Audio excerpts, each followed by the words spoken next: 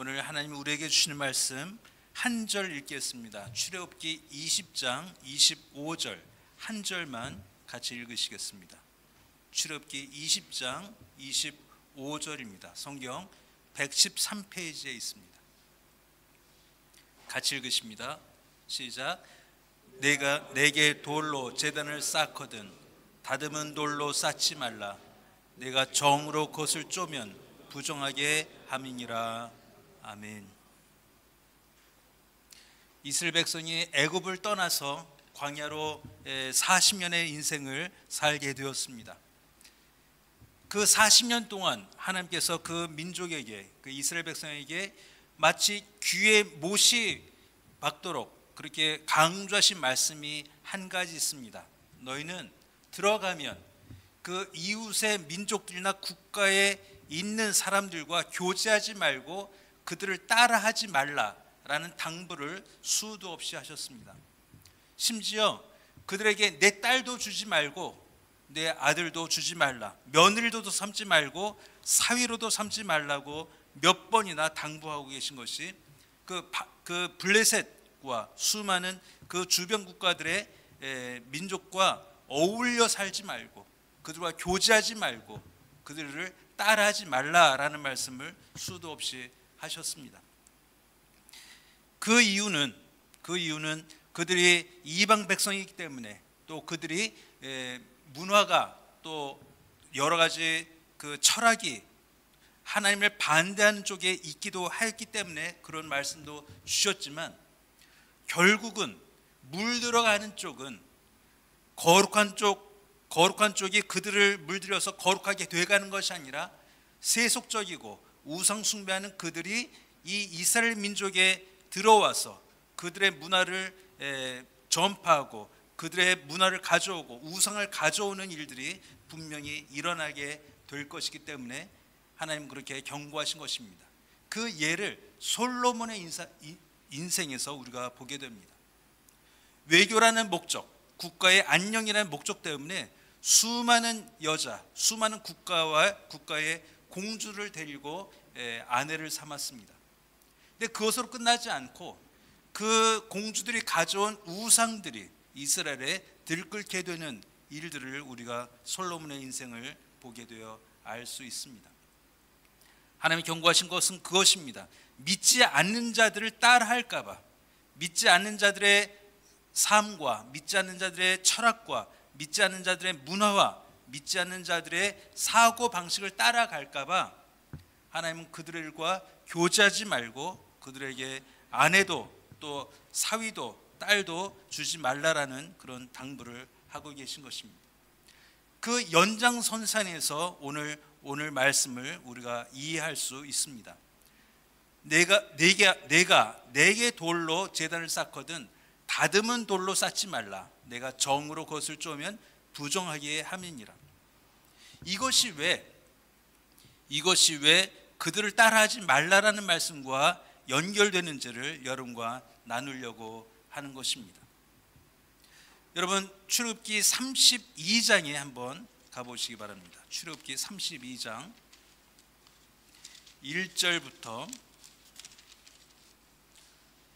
6절까지의 말씀입니다. 천천히 같이 읽으시겠습니다. 화면에 띄워주시겠어요? 준비가 안 된 것 같습니다. 32장 1절부터 6절까지 천천히 같이 읽으시겠습니다. 시작. 백성이 모세가 산에서 내려옴이 더딤을 보고 모여 백성이 아론에게 이르러 말하되 일어나라, 우리를 위하여 우리를 인도할 신을 만들라. 이 모세 곧 우리를 애굽 땅에서 인도하여 낸 사람은 어찌 되었는지 알지 못함이니이다.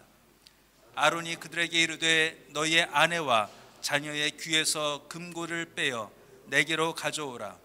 모든 백성이 그 귀에서 금고를 빼어 아론에게로 가져가매 아론이 그들의 손에서 금고를 받아 부어서 조각칼로 새겨 송아지 형상을 만드니 그들이 말하되 이스라엘아, 이는 너희를 애굽 땅에서 인도하여 낸 너희의 신이로다 하는지라. 아론이 보고 그 앞에 제단을 쌓고 이에 아론이 공포하여 이르되 내일은 여호와의 절이니라 하니 이튿날에 그들이 일찍 일어나 번제를 드리며 화목제를 드리고 백성이 앉아서 먹고 마시며 일어나서 뛰놀더라. 아멘. 이 말씀은 이 아론이 주체가 돼가지고 금고를 받아가지고 형상을 만들어서 송아지를 만들고 이것이 이 신이 우리를 애굽에서 인도하여 낸 신이다라고 이야기하고 있는 장면입니다. 이 말씀은 사람의 손으로 다듬고 사람의 손으로 정성을 들이고 사람의 손으로 이것이 거룩한 물건이다라고 하면서 만들어낸 모든 것은 우상일 수밖에 없다는 것입니다.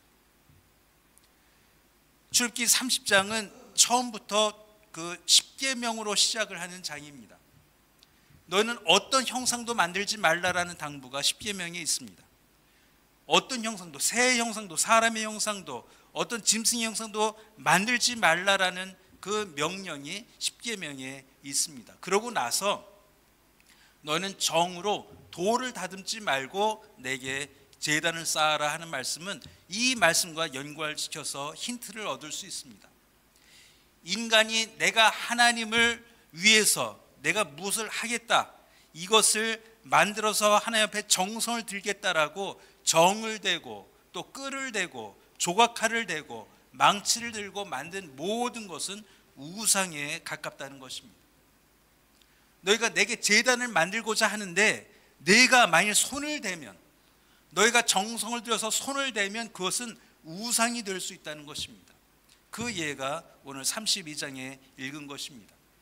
아론이라 할지라도, 유대인의 지도자, 이스라엘 민족의 지도자라 할지라도 그가 어느 한때에 하나님을 떠나게 되면 그가 만들어낸 것이 하나님의 형상이 아니라 송아지의 형상을 만들고 그 송아지를 가리켜 이것이 우리를 애굽에서 이끌어낸 신이다라고 공포할 만큼 인간은 타락하고 인간은 어리석고 인간은 썩었다는 것을 말해주고 있는 것입니다.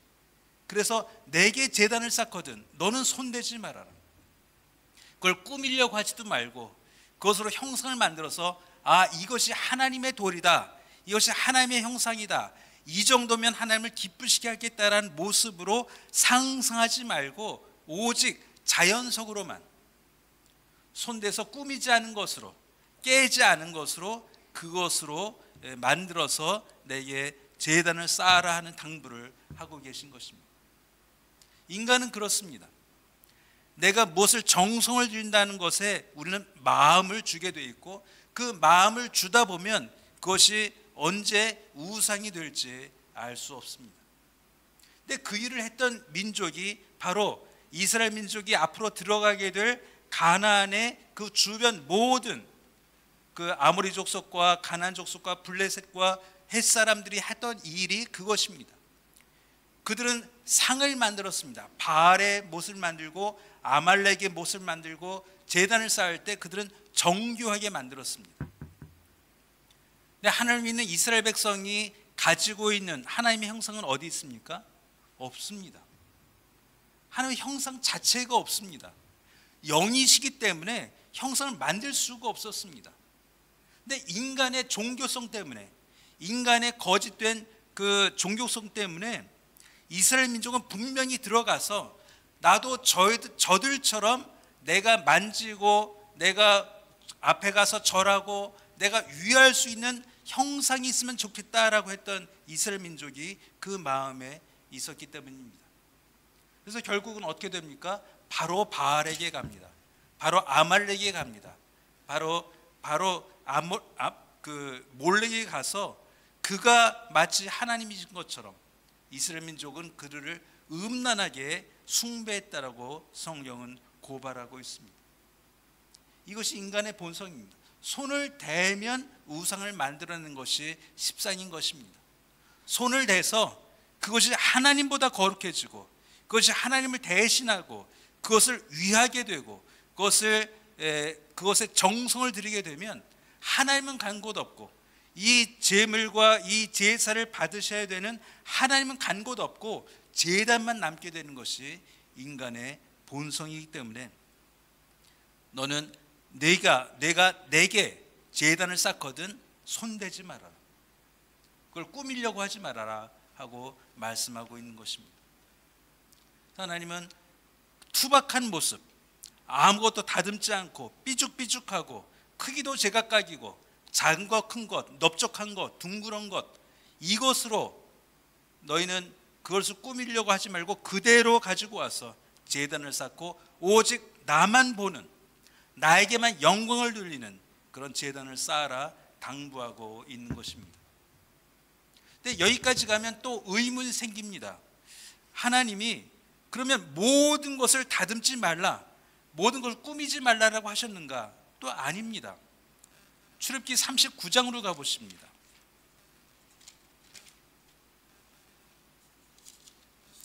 출애굽기 39장 1절에서 5절 같이 천천히 읽으시겠습니다.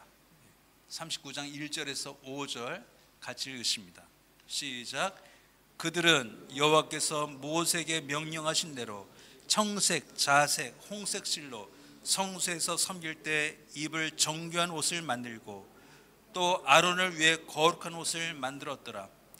그는 또 금실과 청색, 자색, 홍색 실과 가늘게 꼰 배실로 에봇을 만들었으되 금을 얇게 쳐서 오려서 실로 만들어 청색, 자색, 홍색 실과 가는 배실에 섞어 정교하게 짜고 에봇에는 어깨바지를 만들어 그 두 끝에 달아서 서로 연결되게 하고 에봇 위에 에봇을 매는 띠와 에봇과 같은 모양으로 금실과 청색, 자색, 홍색 실과 가늘게 꼰 실로 에봇을 붙여 짰으니 여호와께서 모세에게 명령하신 대로 하였더라. 하나님 아멘. 이후에 하나님께서 성막을 만들라고 명령하십니다. 성막을 만들고 법궤를 만들고 그 성막 안에 수많은 기구들을 만들게 하십니다. 등대를 만들고 그 떡상을 만들고 수많은 그 성막 안에 있는 가구를 만들게 하십니다. 그런데 그때는 얼마나 정교하게 명령하시는지 크기와 재료와 색깔과 무게와 모든 것을 일일이 다 지시하십니다. 아니 제단을 쌓아라라고 말씀하실 때는 너는 정으로 다듬지 말고 그냥 있는 그대로 제단을 쌓아라 명령하신 그 하나님이 성막을 만들고 성전을 만들 때는 하나하나 어떤 모양, 어떤 재료, 어떤 크기, 어떤 무게로 어디에 놓고 그것을 어떤 연료로 또 어떤 재료로 만들라라는 그 수많은 매뉴얼을 꼼꼼하게 주고 계십니다. 그럼 이것은 무엇일까요?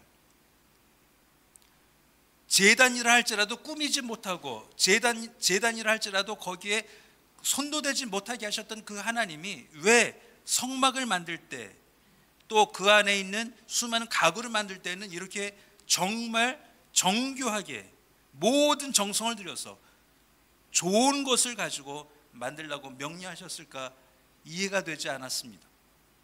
내 말씀을 묵상하는 중에 이것이겠다라는 생각을 하게 된 것이 이것입니다.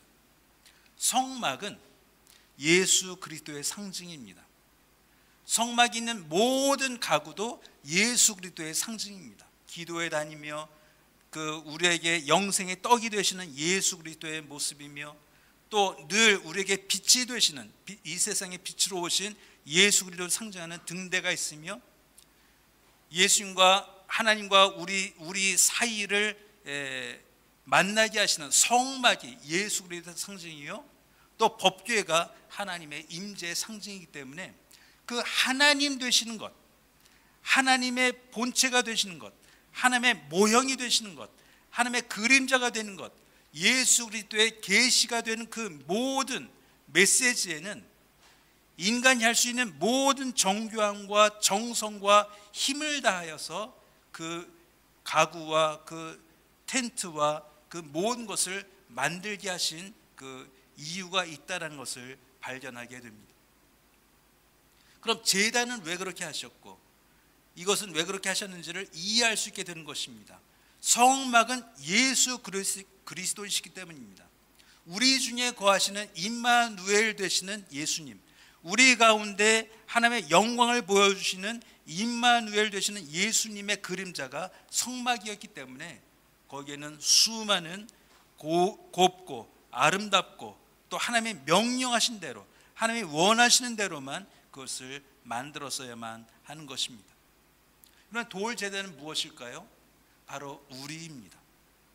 우리입니다. 예수 그리스도의 모양이 아니라 우리의 모형입니다. 다듬어지지 않는 것, 스스로 아름다워질 수 없는 것, 스스로 꾸밀 수 없는 것, 거칠고 뾰족하고 어떤 가볍고 어떤 것은 지나치게 무겁고 어떤 것은 제대로 들어가지 못해서 틈이 생기고 어떤 것은 올려놔도 아무 소용없어 보이는 그 돌멩이 하나하나가 우리의 모습을 대표하고 있기 때문입니다. 하나님은 그 제사를 받으실 때 그 모습 그대로 받기를 바라신다는 메시지를 저희가 발견하게 됩니다. 하나님 앞에 꾸미고 나오지 말아라. 거룩한 모습을 꾸미고 나오지 말아라. 예수 그리스도 외에, 예수 그리스도의 피의 능력 외에 내가 내 노력으로, 내 인격으로, 내 교양으로 나를 다듬고 나를 꾸미고 나를 남보다 거룩하게 만들고 내가 남보다 더 쓰임 있는 돌이 되게 만들려고 애써서 나오지 말고 정이 한 번도 지나간 적이 없는 그 자연석 그대로 모여서 제단이 되어서 하나님만 영광 돌리는 성도들 되라라는 메시지로 이 오늘 본문 20장 25절을 읽게 되는 것입니다. 우리가 자연석들입니다. 모두가 다릅니다. 이 세상에 같은 사람은 없습니다. 같은 교회도 없습니다. 같은 성도가 없습니다. 같은 장로도 없고 같은 목사도 없고 같은 선교사도 없습니다. 모두가 어떻게 그렇게 완전히 다를 수 있는지 신기할 정도로 다릅니다. 그런데 하나님은 하나하나 작든 크든 무겁든 가볍든 흰색이건 검은색이건 그 어떤 것으로도 하나님은 제단이 이루어지게 만드시고 그 제단을 통해서 오직 하나님만 영광받는 장치를 우리에게 보여주시는 것입니다. 그래서 우리의 손으로 우리의 정성대로 우리의 상상대로 우리의 철학대로 그 돌을 자르고 베고 오리고 할 필요 없이 있는 그대로 돌을 쌓아서 제단을 이루어라 하는 말씀이 오늘 출애굽기 20장 25절이 되는 것입니다. 우리는 가끔 하나님 앞에 위선을 보일 때가 있습니다. 하나님 앞에 척할 때가 있습니다. 하나님 앞에 우리가 좀 더 나은 모습으로 보여지기를 소원할 때가 있습니다. 그것이 악의에서가 아니고 하나님을 일부러 속이려고 하는 그런 모습에서 나온 것이 아니라 인간의 본성이 그래도 하나님 앞에 좀 더 나은 모습이 되려는 그런 마음 때문에 내가 마치 죄를 안 지은 사람인 것처럼 내가 마치 죄성이 없는 사람인 것처럼 흉내낼 때가 많이 있습니다. 우리가 기도 중에 그러고요, 우리가 성경 묵상할 때 그렇고 우리가 예배 드릴 때 그렇고 우리가 하나님과 교제할 때 그런 모습이 문득문득 튀어나올 때 있지 않습니까? 이 초라한 모습, 이 더러운 모습, 이 다듬어지지 않은 모습이 민망하고 창피해서 하나님 앞에 좀 더 나은 모습으로 나아가고 싶은 그 욕심 때문에 우리가 가끔 내가 아닌 모습으로 하나님 앞에 가려고 할 때가 많이 있습니다. 그럴 때 하나님은 우리에게 말씀하십니다. 정으로 다듬지 말아라. 정으로 다듬지 말아라. 네 힘으로, 네 상상으로, 내 정성으로 나를 다듬어서 하나님 앞에 오려고 하지 말고 이 모습 그대로 담대하게 예수 그리스도의 피만 의지해서 나아오라는 말씀이 복음의 말씀입니다.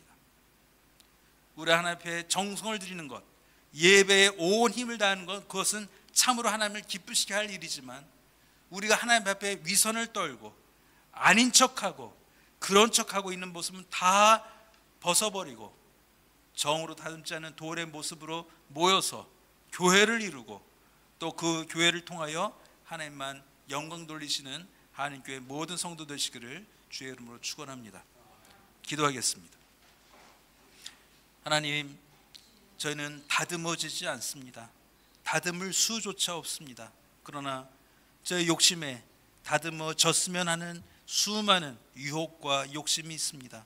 하나님, 그러나 저희 거짓된 모습을 벗어버리고 이대로 나와서 성전을 이루며 이대로 나와서 제단을 이루며 오직 하나님만 높이는 저희들 다 되게 하시고 이 세상 풍속을 쫓지 아니하고 이 세상에 원하는 대로 가지 아니하고 거친 모습으로 하나님 앞에 담대히 나아가는 저희 성도들 되게 하여 주옵소서.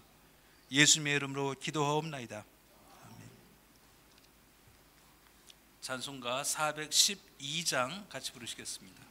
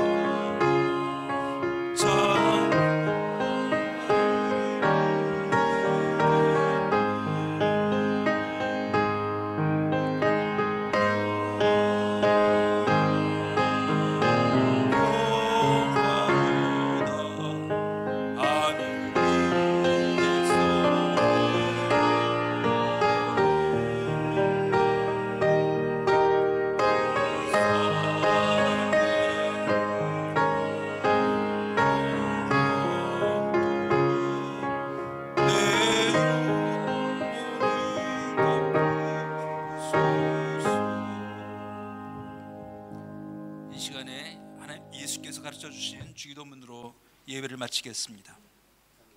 하늘에 계신 우리 아버지여, 이름이 거룩히 여김을 받으시오며 나라의 임하옵시며 뜻이 하늘에서 이룬 것 같이 땅에서도 이루어지이다. 오늘날 우리에게 일용할 양식을 주옵시고 우리가 우리에게 죄인 자를 사하여 준 것 같이 우리들을 사하여 주옵시고 우리를 시험에 들지 말게 하옵시고 다만 악에서 구하옵소서. 대개 나라와 권세와 영광이 아버지께 영원히 싸움나이다. 아멘.